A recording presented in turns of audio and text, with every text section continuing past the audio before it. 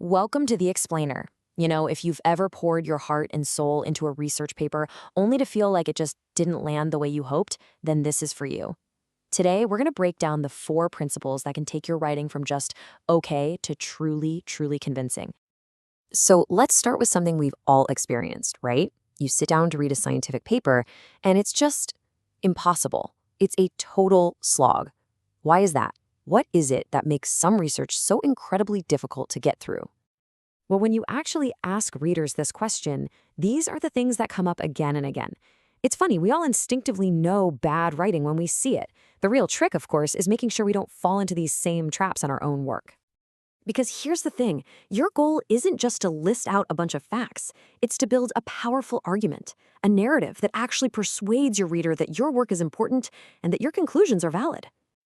And that brings us to our very first principle, our first C. To be convincing, you've got to get good at rhetoric.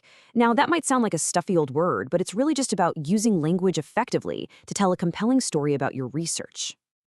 Professor Mello just nails it here. I mean, let's be real. We work in a competitive world where resources are scarce. So the ability to sell your ideas, to really convince people that what you're doing matters, that is an absolutely invaluable skill.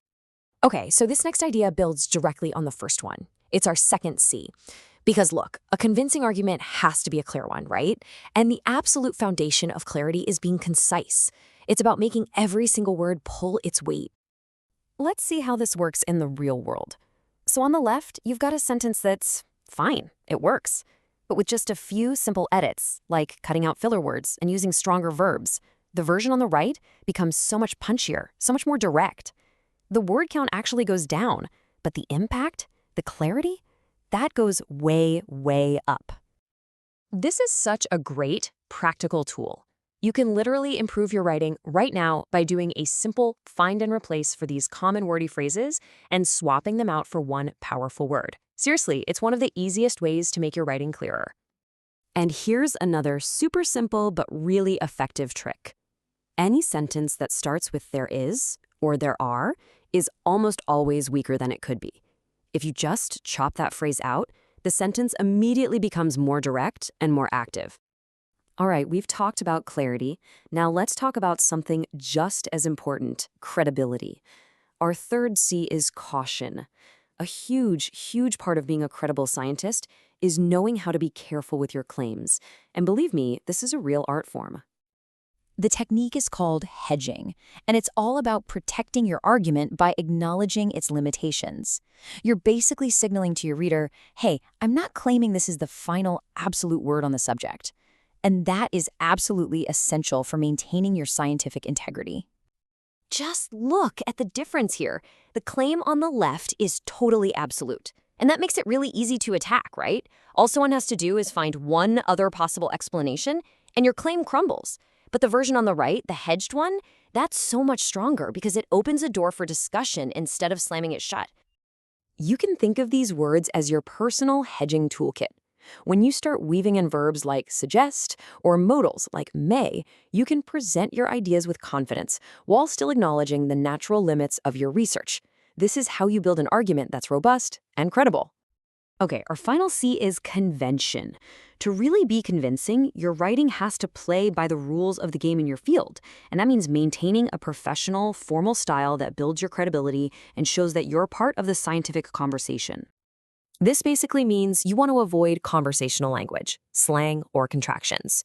You should always be looking for the more formal way to say something. It's not about sounding complicated. It's about being precise and professional. And you can really see the difference this makes. The formal version isn't just more professional, it's also more precise, and it carries this greater sense of authority. The idea is the same in both, but the impact is so much greater in the second one. So, there we have it, our 4 C's. Be convincing, be clear and concise, be cautious, and follow convention. But what's the real-world payoff here? Why does this stuff actually matter so much? Well, let's look at a pretty fascinating story from history about one of the biggest scientific discoveries of all time. A paper back in 1944 was actually the first to report the discovery of DNA. But it's the 1953 paper that we all know and remember, the one that won the Nobel Prize. So you have two papers on the same groundbreaking topic, but they had dramatically different fates. The question is, why? Well, the difference really came down to rhetoric. The 1953 paper was just a better story. It was more concise, and it told a persuasive, accessible narrative. And while, yeah, good science always requires caution, their conclusion was presented with this bold confidence that just captured the world's imagination. It's that balance that's so key. And this really is the ultimate takeaway, isn't it? Poor writing can completely hide brilliant science. It can stop your work from having the impact it truly deserves. But great writing? Great writing makes sure your work gets judged on its actual merits. So I'm going to leave you with this thought from Charles Bukowski, which I think perfectly captures the big challenge here. The doubts? That's for the lab. That's what drives good, rigorous science. But the confidence? That's for the paper. That's what drives the clear, convincing story that makes your work matter. Nailing that balance between the private doubt and the public confidence, that's the real key to making an impact. Thanks so much for joining this explainer.